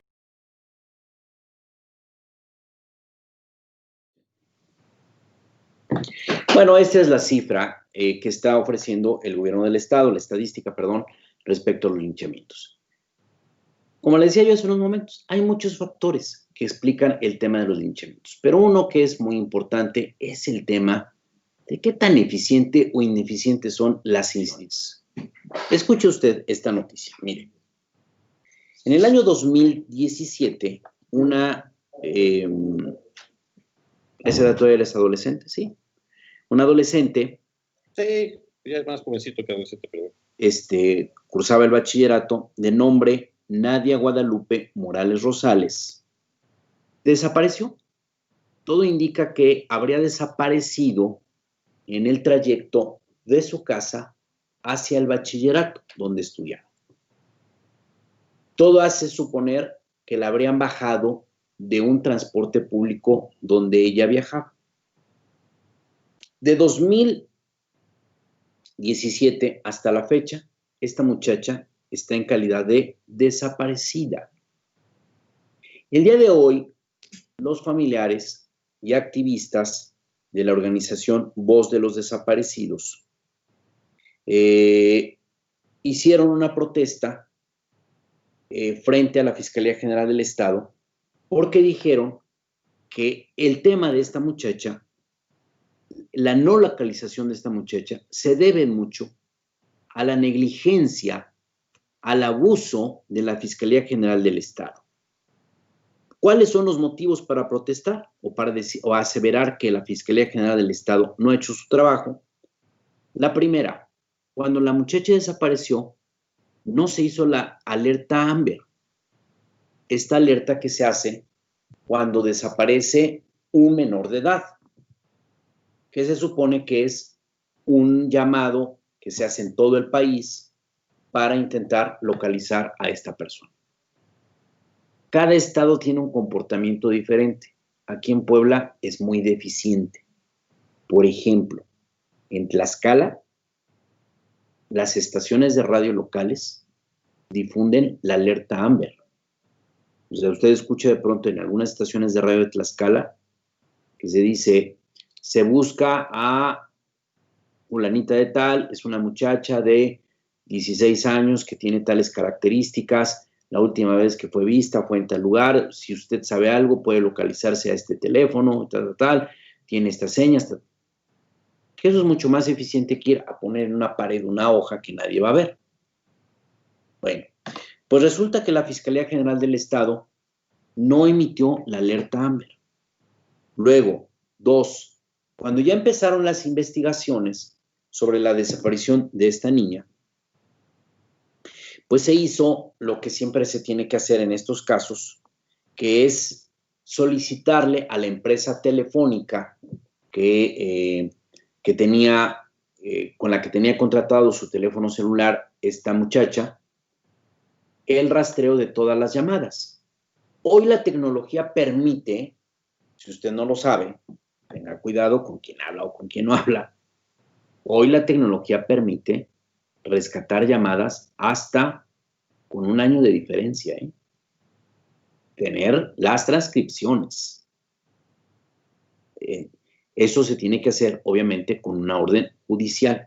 Bueno, pues resulta que se pidió esta información, la empresa telefónica estuvo obligada a proporcionarla y, pues tal como se pensaba, efectivamente, en las llamadas telefónicas que tenía esta muchacha, al parecer surgían indicios que podían llevar a localizar su paradero. Bueno, pues resulta que de un día para otro, en la Fiscalía General del Estado, se perdió la información de las llamadas telefónicas. Como se le dice comúnmente, la sábana. ¿Por qué se le dice la sábana? Porque normalmente sale en hojas que son impresas y son de estas hojas que ya a lo mejor usted ya no se acuerda que era como originalmente era el papel para las impresoras, que era un papel que no eran hojas separadas, sino eran hojas que venían unidas por estas líneas de corte, y entonces así se entrega la información. Entonces resulta que la sábana de las llamadas telefónicas de esta niña las desapareció la Fiscalía. Curiosamente, o malévolamente, o pervertidamente. No sabemos qué pasó. Pero pues así como se gastan las cosas en estas instituciones, en estas dependencias, pues no hay que dudar que alguien en la fiscalía, en lugar de colaborar para localizar a Nadia Guadalupe Morales Rosales, actuó más bien para desaparecer las evidencias que podían conducir a saber qué había pasado con esta muchacha. Son los tentáculos, es el poder del crimen organizado. Así es. Porque no sabemos exactamente qué pasó, bueno, no sabemos nada qué pasó con esta muchacha. Pero pues nunca hay que descartar que muchas de estas mujeres desaparecen a esta edad porque son atrapadas por las redes de tratantes de personas. Eso. Que tienen un enorme poder económico, un enorme poder de influencia en las dependencias que investigan los delitos. Y después de que uno escucha esta historia, pues uno se pregunta, ¿y luego no quieren los gobiernos que haya tantos linchamientos? Así es. Vea usted esta protesta que hubo hoy frente a la Fiscalía General del Estado, de los familiares de esta muchacha, Nadia Guadalupe Morales Rosales, de 17 años de edad, que tiene 3 años desaparecida, y la Fiscalía no le importa el caso. Hoy cumple 3 años desaparecida mi hija, el cual no nos han dado nada de información, y siempre que venimos nos dicen que tenemos, si los que deben de investigar son ellos son los que supuestamente deben de saberlo de una investigación, y que la información que nosotros le hemos brindado, toda la han perdido. Lo que comentaba yo, ¿cómo es posible que la licenciada Wendy pida una sábana de llamadas, un mapeo, y no rectifique esa información, y no nos haga llegar?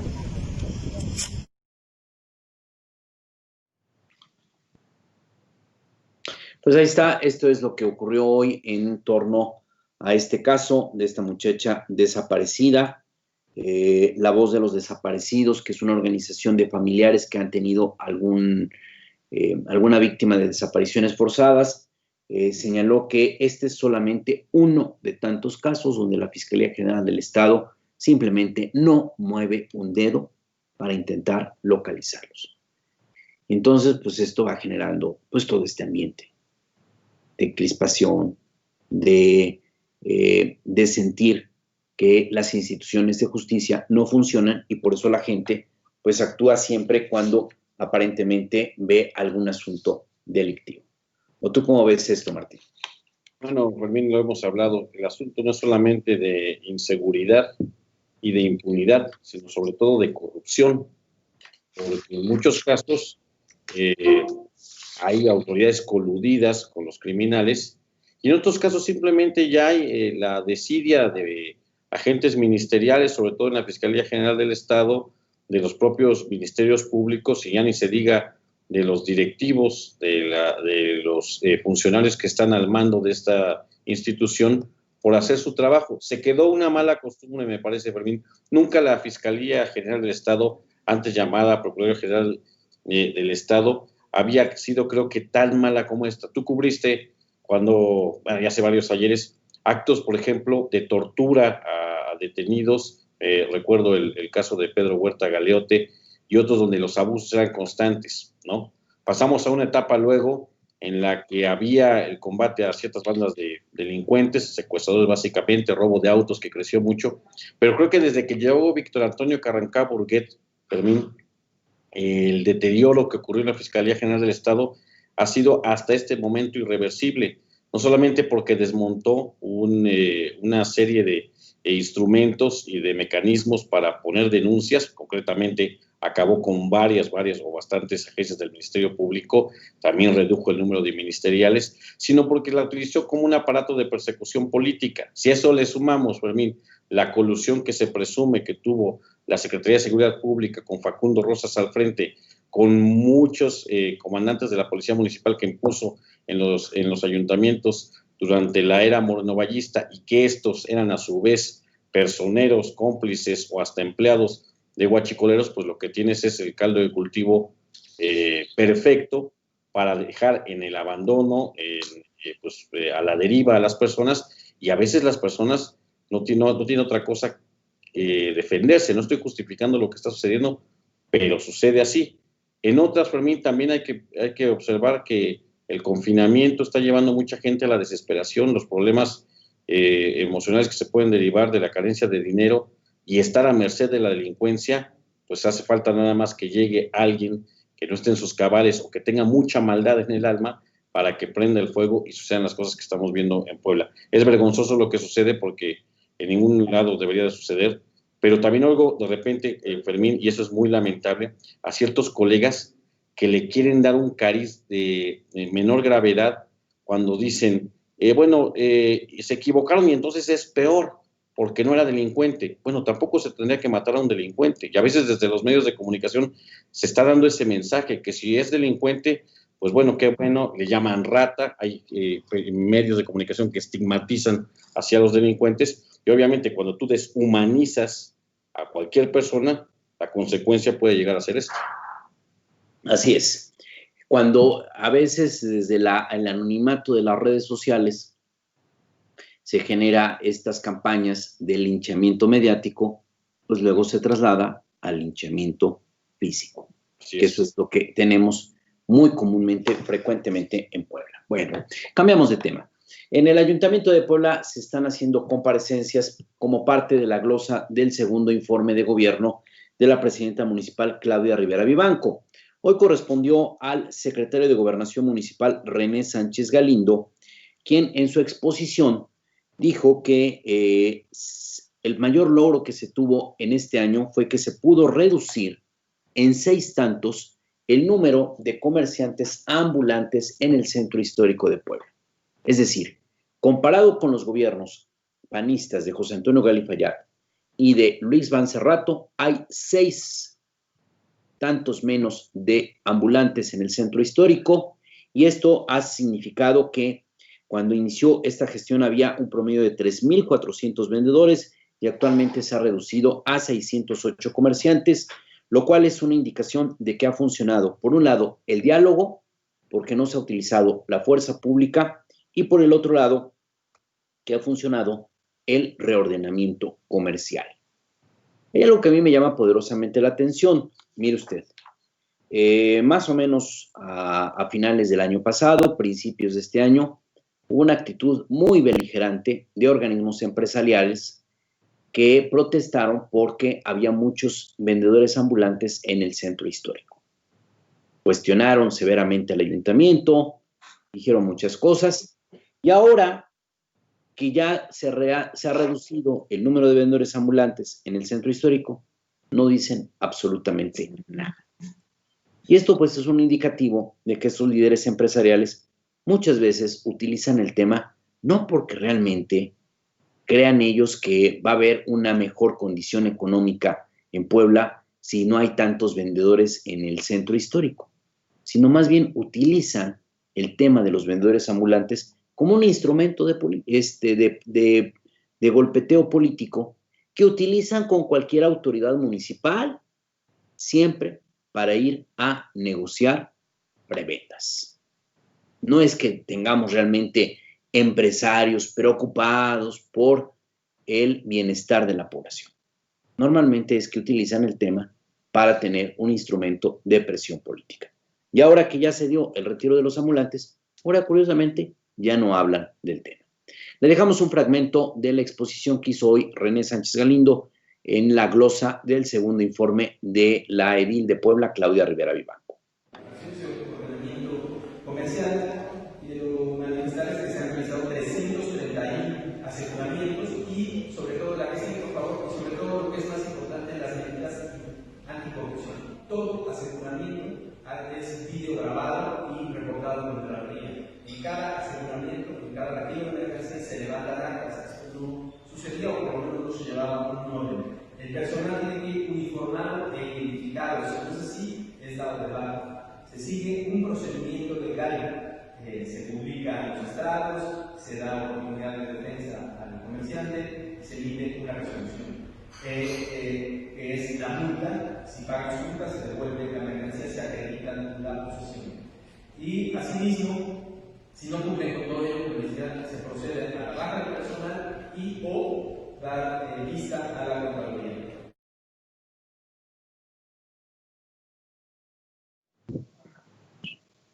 Tenemos comentarios de la edición de hoy, Martín. Así es, Fermín, en el auditorio saludamos a la gente que siempre sigue la emisión de este programa, o a veces también, que hacemos con mucho gusto desde la redacción de la Jornada de Oriente, el programa Aquí Vamos, desde Manuel Lobato, 2109, Colonia Bellavista, donde se encuentran nuestras instalaciones, en nuestro pequeño estudio, Fermín Alejandro García Hernández, jefe de información de esta casa editorial, y Rubí Villanueva Reyes al mando de los controles. Aquí todavía en la redacción, Brenda Valerdi, formadora, correctora, editora, Aldo Bonani Torreblanca, jefe de edición, y Rodolfo Rocha, que ya lo saben, es diseñador, monitor, editor, guarura,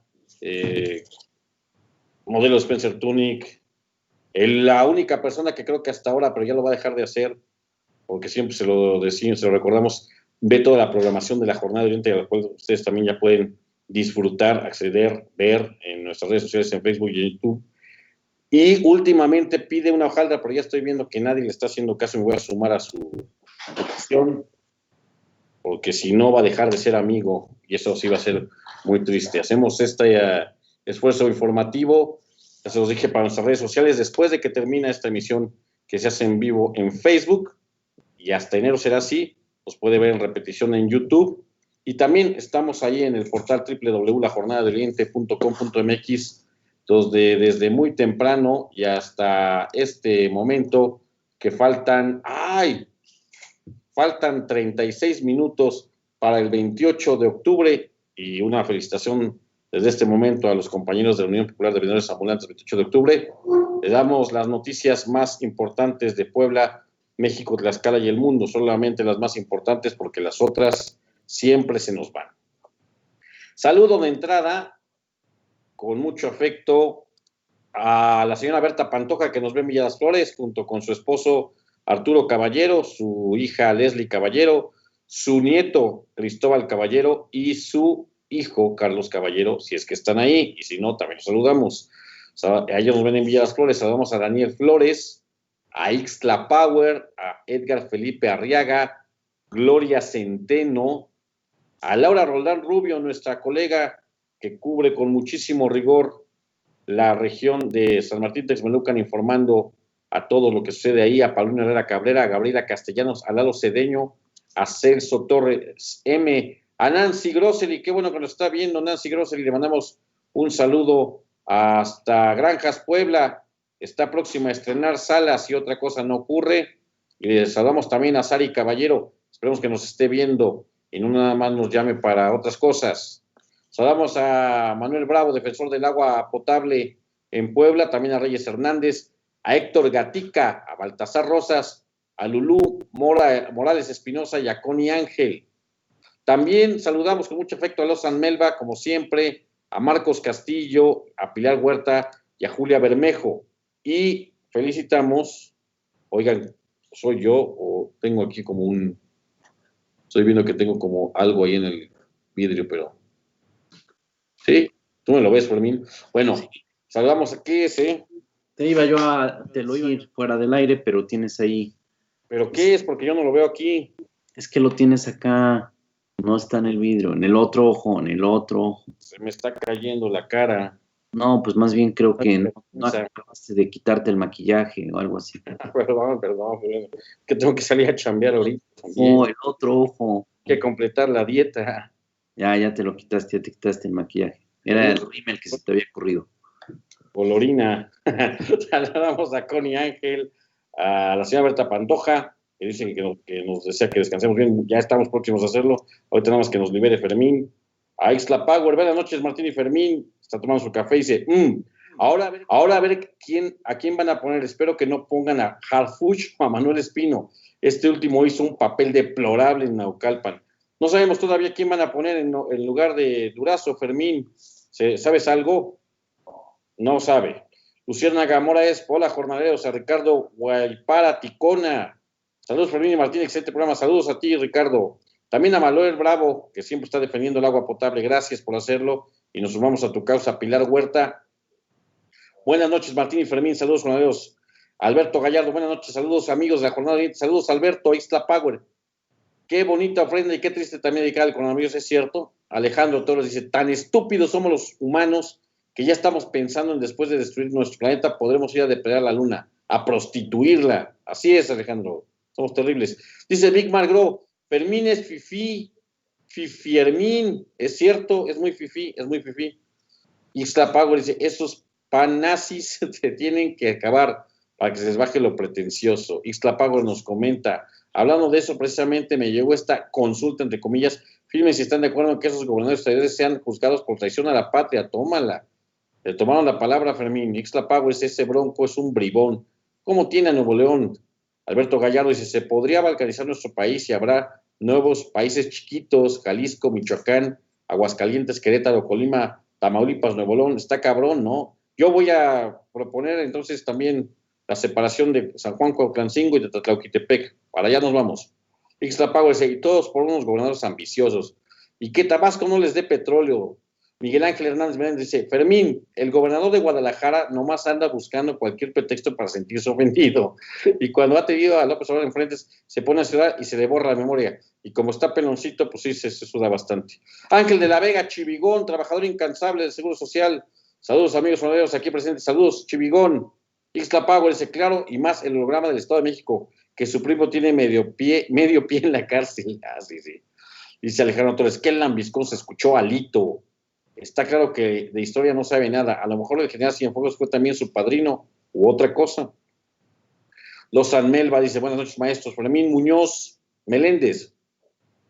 Buen trabajo periodístico de investigación. Felicidades. Felicidades a ti también, Fermín. Gracias por tus palabras. Ixtlapago, el mejor noticiero de la noche. Está mal que lo digamos porque halago en boca propia es vituperio, pero sí, no te voy a quitar la razón, Ixtlapago. Los San Melba, jajaja. Leti Guzmán también se ríe. Y Israel. Saludos a todos y a todas, Fermín, son todos los mensajes hasta esta hora. Muy bien, pues ya nos vamos. Antes de irnos le comentamos que ya renunció Alfonso Durazo Montaño como secretario de Seguridad Pública. Se acaba la era Durazo en la estrategia de seguridad pública del país. Para algunos fue una estrategia fallida, que no dio los resultados que todo el mundo esperaba. Otros consideran que sí hay avances muy significativos, pero que no se van a ver en esos momentos. Y el propio Alfonso Durazo, en una entrevista que tuvo con La Jornada, nuestro periódico matriz, hizo su propia evaluación desde el día de ayer y lo que destacó fundamentalmente Durazo es que el principal aporte en estos poco más de 2 años de la gestión del presidente Andrés Manuel López Obrador es que en estos momentos ningún cártel del narcotráfico, del crimen organizado, tiene la capacidad para poder retar al Estado mexicano. Alfonso Durazo explicó que históricamente había zonas administradas y hasta gobernadas por el crimen organizado. Eso se acabó, ya no sucede ni en el Triángulo Dorado, que lo forman los estados de Sinaloa, Durango y Chihuahua, y que controló el Chapo Guzmán, ni en la Tierra Caliente de Michoacán, ni en Miguel Alemán, Tamaulipas, donde había zonas de exclusión, donde mandaba las organizaciones del crimen organizado. Y él decía, por una razón muy sencilla, el crimen organizado crece en función de la protección policíaca. Y la protección policíaca se da gracias a que hay un gobierno que lo permite. Y ese gobierno local o gobierno estatal puede dar esa protección porque a su vez tenía la venia del poder central, del gobierno federal. Y él señala pues que se ha roto esta estructura que era el soporte del crimen organizado y por esa razón él dice el principal aporte es que en este sexenio no se va a repetir la historia de un Genaro García Luna que va a estar dando protección a una organización del crimen organizado.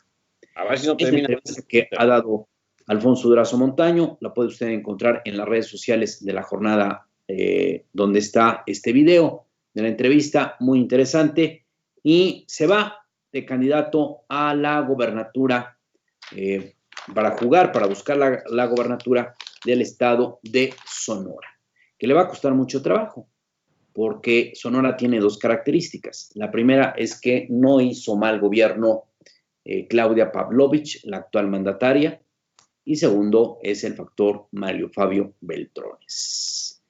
Todavía tiene un enorme poder político y económico allá en su estado natal, que es Sonora. Nos vemos mañana aquí en las redes sociales de la Jornada de Oriente. Que pase usted una muy buena noche. Disfrute usted los últimos 29 minutos de este martes. Y mañana miércoles lo esperamos aquí en las redes sociales de la Jornada de Oriente. No se duerma. Aquí nos vemos. Buenas noches.